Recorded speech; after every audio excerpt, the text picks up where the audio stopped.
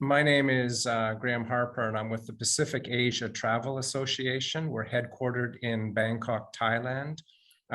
We work, as the name indicates, all across the Asia-Pacific region, everywhere from the Pacific Islands of Tahiti all the way over to Turkey. We do have African members. We also have South American and North American members. So even though we're Pacific Asia, we do have sort of a global focus.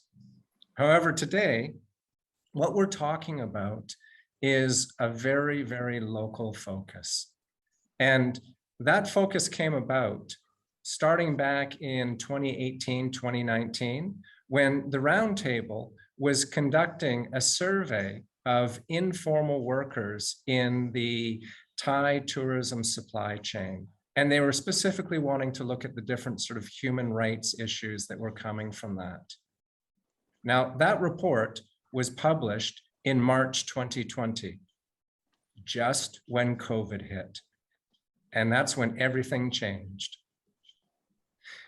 Now, it was later in 2020 that PATA was approached to actually take a look at what was happening with those informal workers, because tourism had shut down.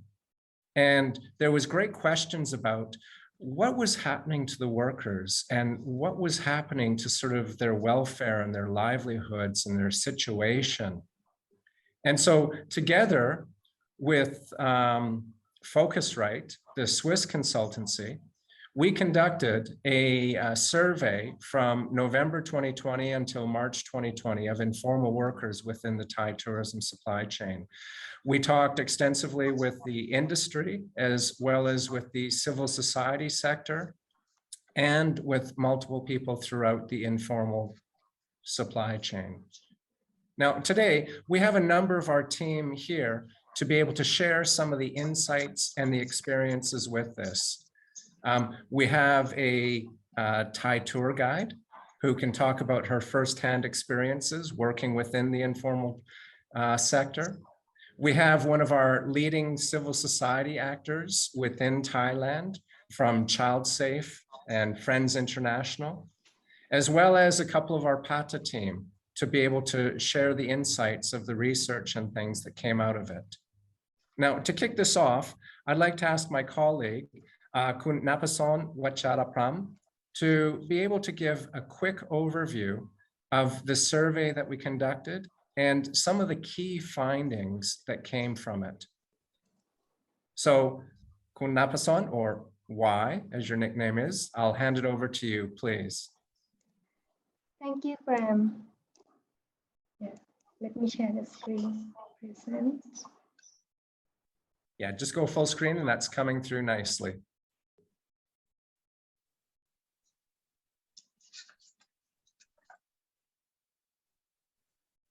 Can everyone see it?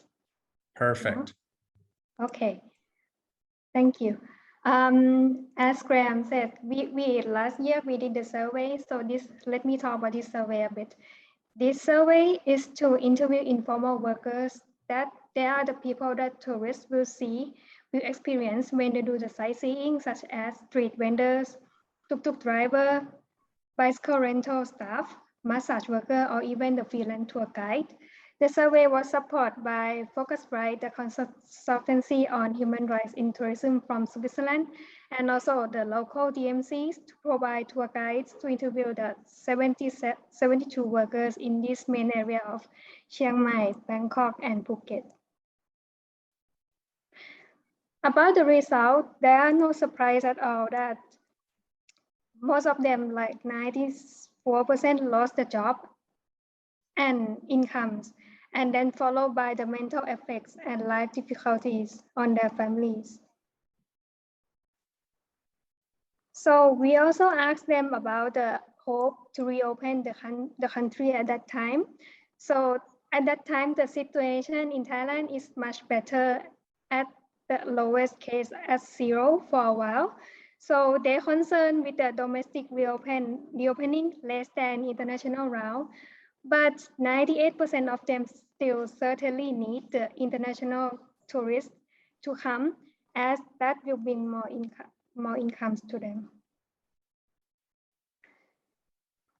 So we also asked them about the media, like seem like they consume a lot of news about the COVID situation or everything from social media, like Facebook or Twitter, or we have local application that we use a lot line, but still trust from the government announcements on television, the most modern social media.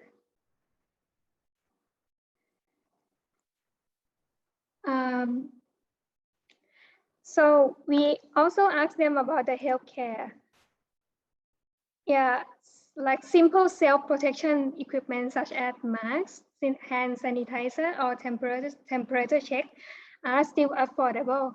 But many of them say that the face shield and protection barrier are quite difficult. And some of their job areas, such as like tuk-tuk driver, or they think they don't need to provide like such as that barrier that much, and it will also cost a lot of money for them.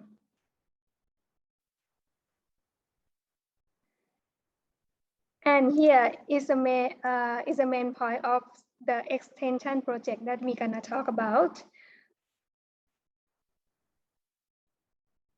We asked them like what support they need, and it comes out that they need the trainings in 4 main areas of learning, such as like health and safety standard, tourist needs and change, and also about the business plan and marketing advice. They would like to see what will be different in the new norm. So in this extension project that we are conducting right now, we divide the training topics into 4 topics, as we mentioned before. And this is, we are in the process of the planning part. So for health and safety standard, we focus very much on the like vaccine trust, because right now in Thailand, we have some problem that there is no consistency. People consume a lot of news, and some of them they are afraid to get the vaccine. But vaccine is like the most important thing to start before we reopen everything. So we try to encourage them by the knowledge and awareness, like they should, why and how they should get the vaccine. And also we plan to talk about the vaccine equity, like everyone should have the right to get the vaccine, and help them to select the news or like to advise on the media consumption, and also like provide the resource for registration for the vaccine. And in this stage, we plan like the topics and also the activity, like how we are going to teach them on the site, because like we have quite limited of time, and also everything needs to be short and comprehensive. So it also has to be interesting and fun. So we try to like we are thinking to do the demonstration, the role play, use the infographics, which is easy to understand, and advise them on the media that they can consume. And the source of the information that we're gonna use is gonna be from international organization, and also the Thai government information, which is already good.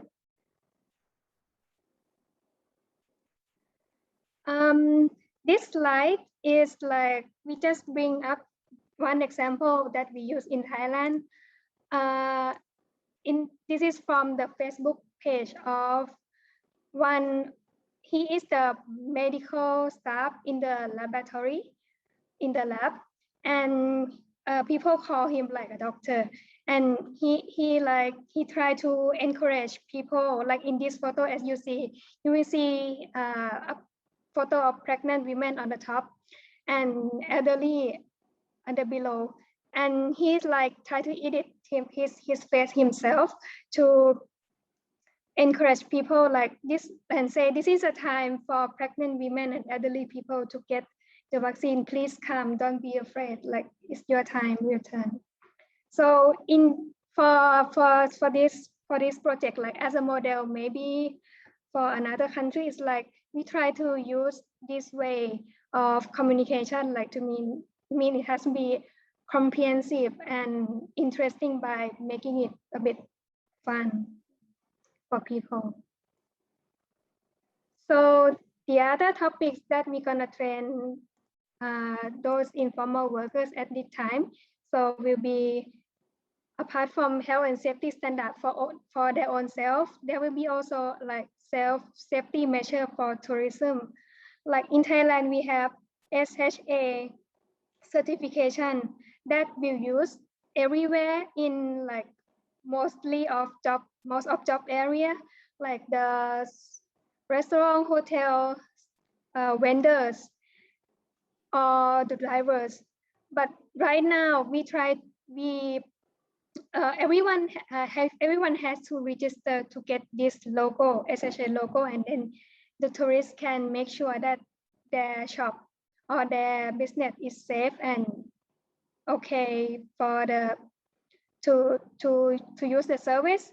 So we are trying to push like this certification to cover all jobs area of informal workers, because right now it's not everyone, like the street vendors still cannot register for this certification. But we will try to give them the information that like why and how they need to register for it. And the next topics that we're gonna encourage them to do is about their business plan and marketing strategies after the recovery. So to help them understand the customer needs and new expectations, and also bring the task back, because some of them are not sure like what the tourists will expect, and like how to bring back the trust after we reopen. And also this is another important point, that like right now they are informal workers, so they don't get some benefits by being registered with the government. So we will encourage them to become the formal workers, and also for the social security fund that they should register, and we will like provide them the info that what they will get if they register, and then let them choose. And also we are thinking to provide them like to why and how they should go online to make their business, their small business, to be online on Google Maps or TripAdvisor, to become more like to get more chance to get clients.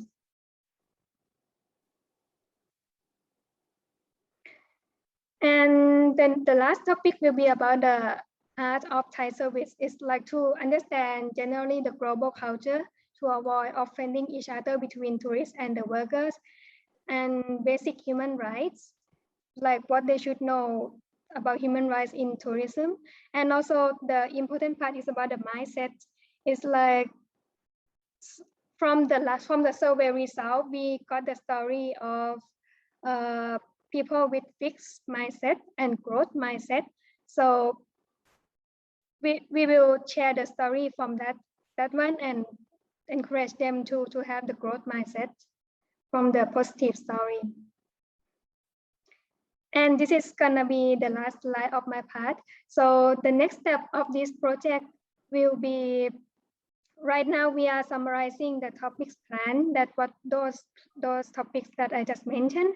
So the next one, we will consult again the NGOs for the comments when we are on site.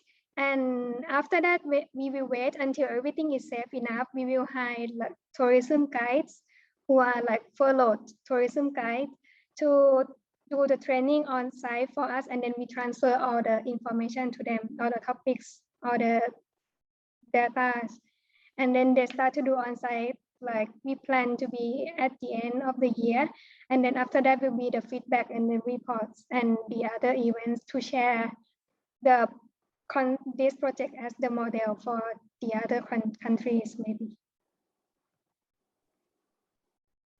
Yes, thank you, Graham. Great, thank you very much, Wai, and very comprehensive overview of the project and what's going to be coming up. We'll be looking forward to hearing more about that. Is Kunjip going to be using the slides or? Okay, then why don't we just stop the slides and we'll carry on from there if that's okay. So I'd like to ask Kun Chonrudi Fisher, Kun Jip, her nickname is Jip, one of the very enthusiastic and active guides who worked with us sort of November, December, January, February last year, conducting different surveys of informal workers, and has continued her work with us, getting the information ready and the different areas of the training that Wai was discussing, ready to be conducting with informal workers later in this year, if not early next year. Kunjip, we'd be really interested to kind of hear some of your personal insights from both the surveys you were conducting, but also just insights from the people that you know in the informal sector, and what has been happening. What's the situation like for them? Okay. สวัสดีค่ะ Hello everybody. My name is Chonrudi. I am a tour guide and trip leader based in Thailand. I'm super excited to be a part of this project, by the way. And when this pandemic started, I thought it's gonna be like a short term. I remember when this happened, I was in Vietnam with a big group of tourists from America. And we just started to wear masks, and I thought, oh, it's not a big deal, it will be end soon. And then I realized it became a global crisis, and I was like, oh my God, this is not going to be ended, and I don't know when it's going to be end. And then that's when I lost my hope. I thought like, oh, I have to change my job now. I cannot work as a tour guide anymore. But now I'm happy because we have vaccine now, and people start traveling again. I live in Phuket at the moment, and I became a part of this project, like Graham said, since last year. And we were trying to get ready and trying to prepare and get all the information to help and support the informal stakeholders. I thought nobody's going to be care for these people, because it's such a small group of people, like small businesses. Many of the people I know returned to their hometown. I am from Phuket. Now I am in Phuket, as you can see. Many of my friends become gardeners, making farms, become a sellers. So, but we're still waiting. We're still waiting for the tourism to be reopened. And as you know, in Thailand, in a couple of weeks, or maybe 1st of November, I think it's changed now, that Thailand will be reopened.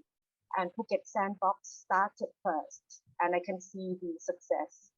At the moment in Phuket, before the Phuket Sandbox, I went around the island, Patong Beach. You know Patong. It's very famous street in beach in Phuket. It's dead, like no stalls, no local businesses, massage closed, restaurant closed, everything shut down. It's like ghost town. Also many beaches, like it's just like that. Even 7-Eleven, in 7-Eleven shut. So I just thought like, what happened to Phuket? But since Phuket Sandbox started, I'm sorry, sorry, one second. No problem. And actually, that's funny because my dog, when she hears other dogs barking on Zoom meetings, then my dog will start barking too. So that's a common thing with Zoom meetings. Don't worry about that at all. Yeah. So and then at the moment, the Phuket become lively, become more lively. I see little stalls starting to reopen, and also like people have more confidence to invest in their businesses. So I believe that this project that we are working on, and we will be very helpful to help the informal stakeholders to be ready and well prepared for the reopening, as the sandbox as an example. Yeah, and I think those are really, I think those are actually really important insights just on the importance of tourism to local economies and how many people in that informal sector really do rely on it. It's a huge employer of women, of, you know, different ethnic minorities, et cetera, et cetera. Yeah. And I really believe that once because nowadays people can start travel again, and it gives a lot of people hope. Even in Chiang Mai at the moment, I have joined their training. They start to inviting local businesses, informal stakeholders, and to introduce into SHA, which is SHA is one of our topic in our training as well. So, and when we can hire like local tour guide like me, because local tour guide working directly to the informal stakeholders and tourists. So we know our area pretty well. We can go directly to the people we have connection with, like the captain, the boat driver, the tuk-tuk driver who still, you know, like waiting for the reopening. And we can help them to train and get ready and prepare for it. Perfect. Yeah. Kunjip, thank you so much. That's wonderful insights and greatly appreciated. And it is very nice to hear that, you know, things are looking a little bit more optimistic in Phuket. So let's hope some of the other destinations sometime soon. But with this, we've also been working extensively with a lot of the different civil society organizations. And, you know, one that we greatly respect has been working across Asia and, you know, different parts of the world on child safe issues and child safe in tourism. And one of the leaders of that has joined us today.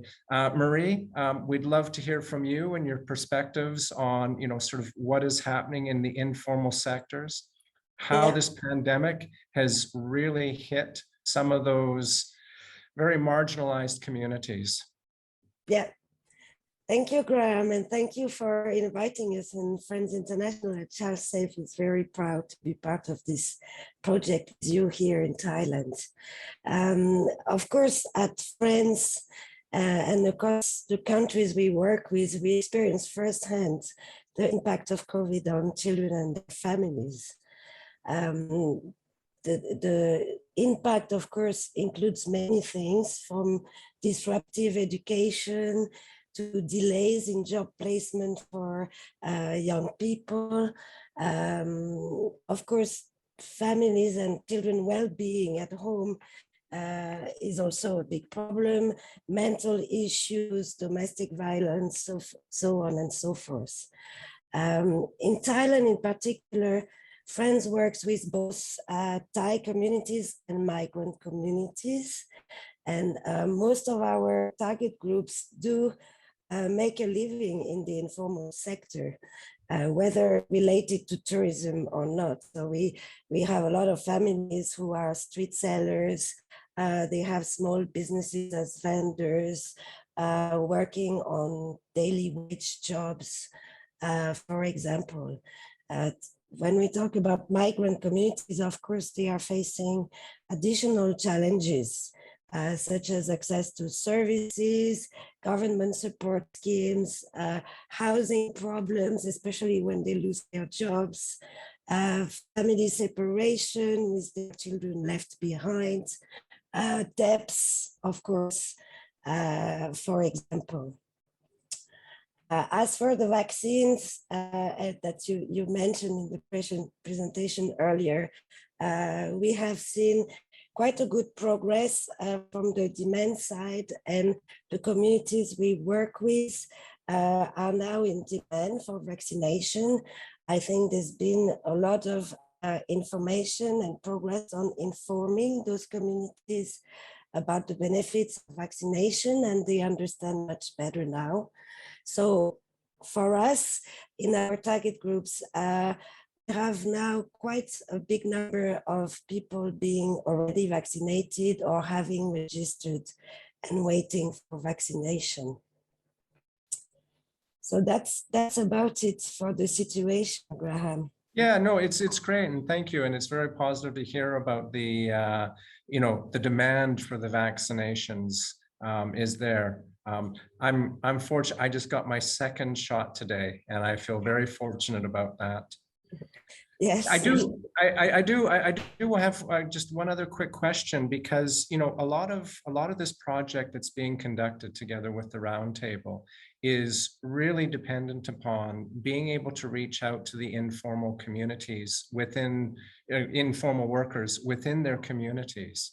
Now, you're a grassroots organization. You're working on the ground with the people. What are your insights on the best way of approaching that and doing it in the right way, the respectful way?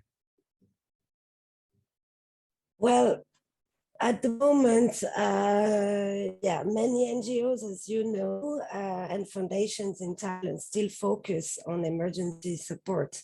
And approaching NGOs with donations in kind of financial, so that they can distribute to their target groups, would be recommended, because it would be difficult for non-professional partners to start a random distribution. And I think it's very important to work closely with NGOs and foundations who have ground activities.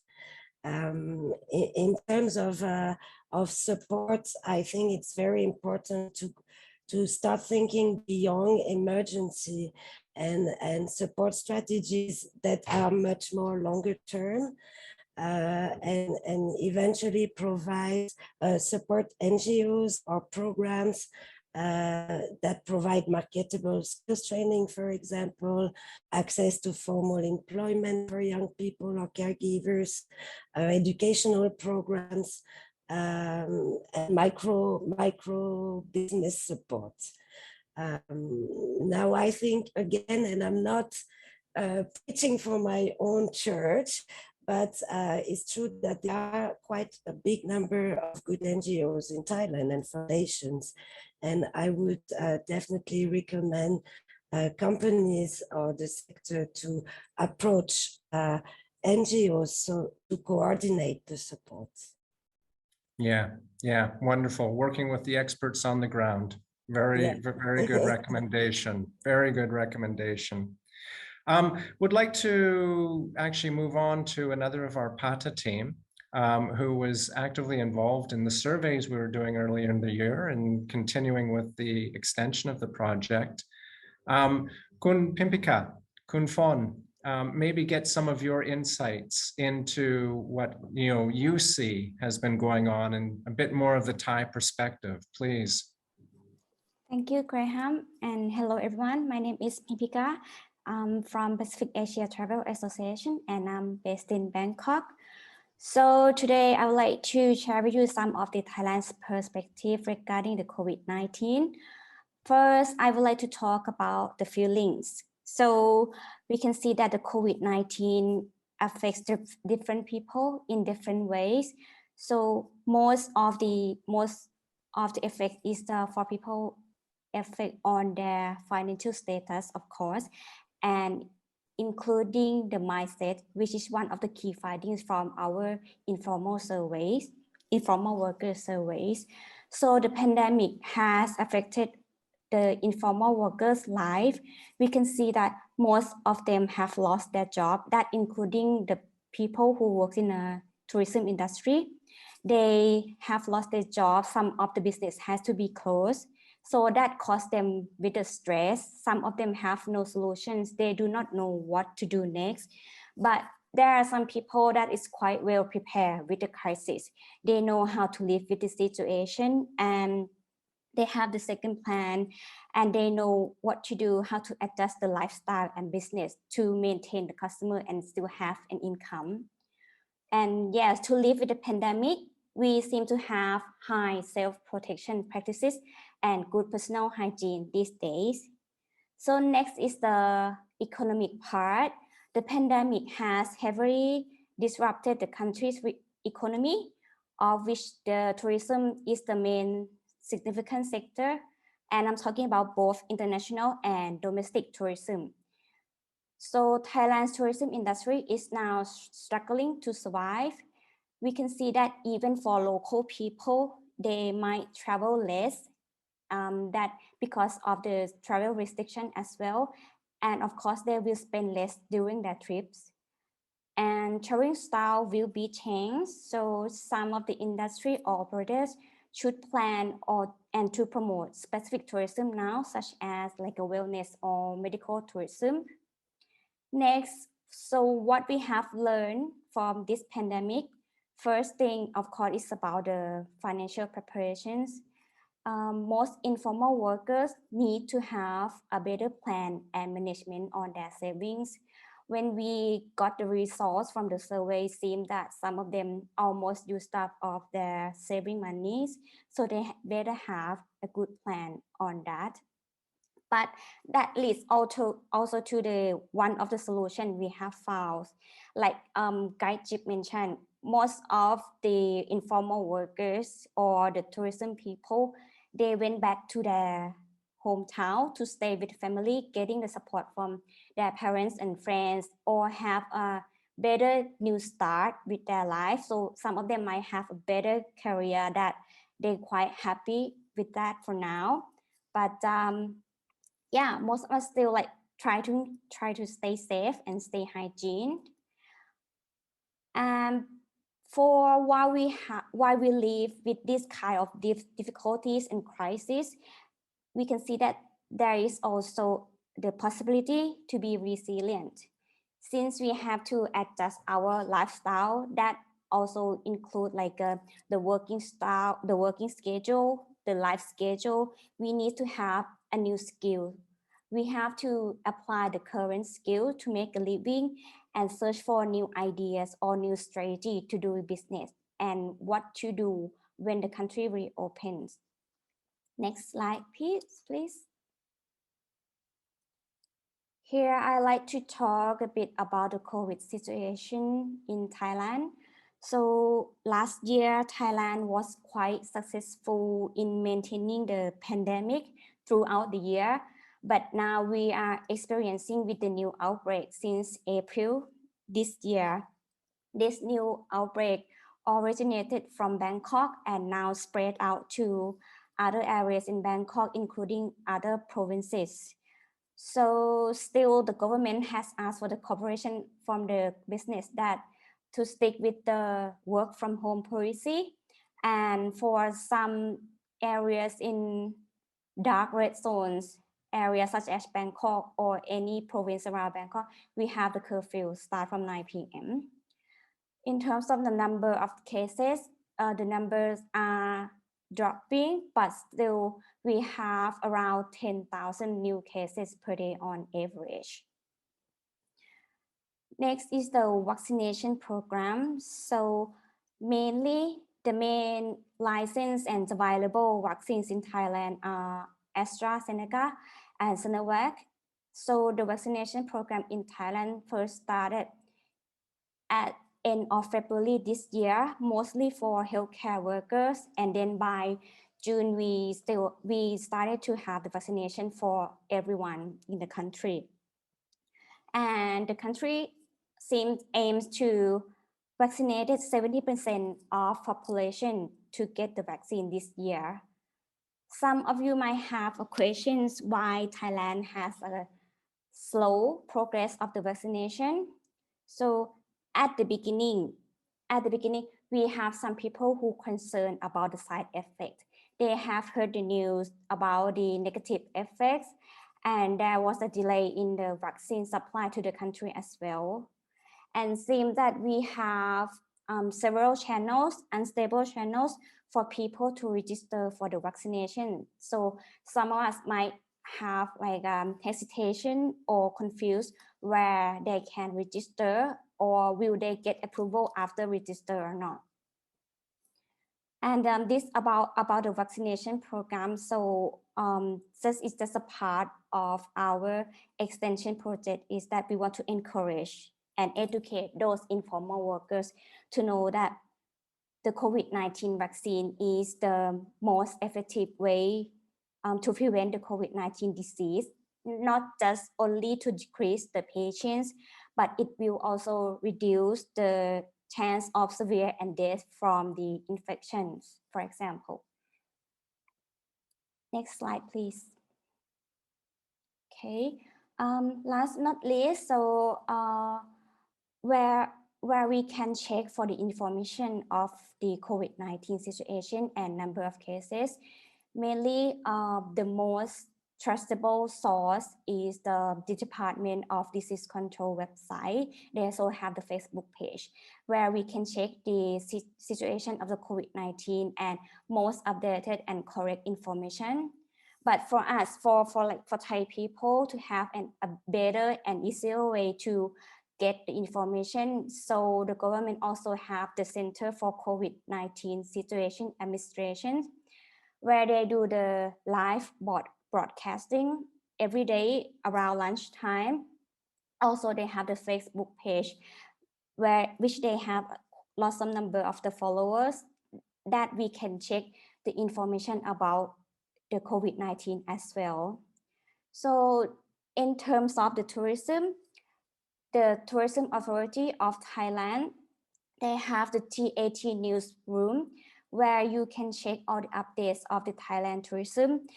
That includes for the Thailand COVID-19 situation updates, or the update on the destination, which will be the next destination to be reopened, or what's going on with the tourism model like Phuket Sandbox and all other topics related to Thai tourism.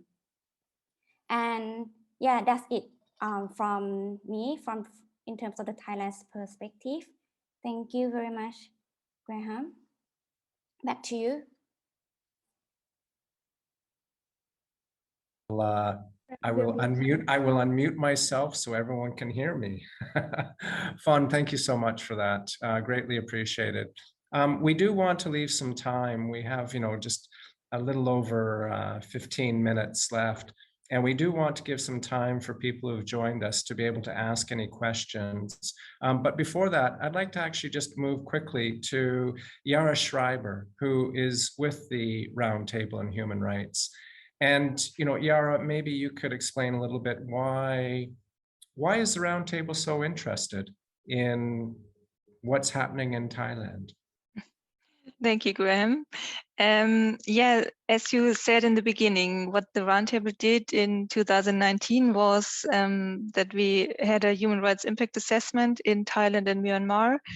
And yeah, we provided, the assessment provided us with a lot of insights with regard to human rights issues and potential and actual human rights risks. And informal workers were found to be among the most vulnerable groups. And at the same time, they are so crucial for stakeholders and for all or most tourism products. So it was found that the communities would like to engage in the tourism sector, and they would like to have more community-based tourism products, but with respect to their values and their traditions and their values and their culture. But they often lack the network and the business skills and also the marketer know-how, how to market themselves. So when we did this human rights impact assessment, the main goal of us was, of course, to have some follow-up measures implemented with stakeholders on the ground and with our partner organizations in Thailand and Myanmar. So when COVID hit the world, it was clear that we could not go into the country again in 2020 to follow up. and we were trying to find out, okay, what is happening there, and we just had the goal to stay connected with our stakeholders and to see who is affected most and what can we do from our side and with our network. And then, yeah, I mean, you did the survey in 2020, which was also, yeah, very closely connected to all the topics that we had in our human rights impact assessment. So we decided to follow up with you and to see how we could, yeah, just do some kind of activity that is possible from our side, from Europe, because we're not able to do any workshops on the ground. And as the Roundtable is a multi-stakeholder initiative, it was a very logical thing to approach you to just see what you can do on the ground with your network, because you're much closer to all the informal workers on the ground. So we're very happy to collaborate and to strengthen our network and to see how also in the future this is possible. So with the trainings that you're now providing or you're planning in collaboration with your network and your experts on the ground, and also to involve tourism experts that have no job at the moment for this training, this is, yeah, I mean, this is very close to how we work as the Roundtable as well, to see who are the experts, who are the people close to the rights holders on the ground, and to just gain the knowledge. Also, I think we would like to gain more knowledge how to approach informal workers also in other destinations. It's not about Thailand only for us, it's just for the whole project. So we're very happy to be in there and to support with our knowledge on human rights aspects, maybe a bit for the curriculum. Yeah, I mean, I'd really have to echo really strongly just about, you know, the importance of the informal workers within tourism. They're actually the ones without the voice. And, you know, a lot of the discussions with the government, it's, you know, the big business part of travel and tourism, airlines, big hotel chains, et cetera. And that's good. I mean, there's obviously nothing, you know, we need that. But the experiences that people take home with them are oftentimes those experiences they get in the local market. The reactions, the laughs, you know, sort of the closeness that they'll get with maybe a food stall seller, or, you know, some adventure that, you know, happens with a tuk-tuk driver as they're going through Bangkok. But it's these informal workers that can really bring about those special moments in tourism. And let's be honest, that's why tourism is important. It's that people-to-people connection. And if we really, really want to improve the livelihoods, improve the standards for marginalized communities, then we have to give access. We have to give access to opportunity and to growth. And I think that, you know, today, you know, just with, you know, Kun Wai and sort of giving the overview of what we're trying to do with the different trainings, Kun Jip with her, you know, sort of perspective as being a tour guide, and Marie just, you know, with the NGO perspective and working with people on the ground, and Fawn, you know, just with what she was saying about what is happening in Thailand. I think that this is a very important sort of connection with the Roundtable. Now, you made the very important point. This is not just about Thailand. The same thing is happening in many, many different destinations in many different places. Now, we have about 12 minutes left, and we have a few guests in the room, and, you know, it's potential that they have a few questions for some of us. So we'd like to open it up at this point in time to any questions.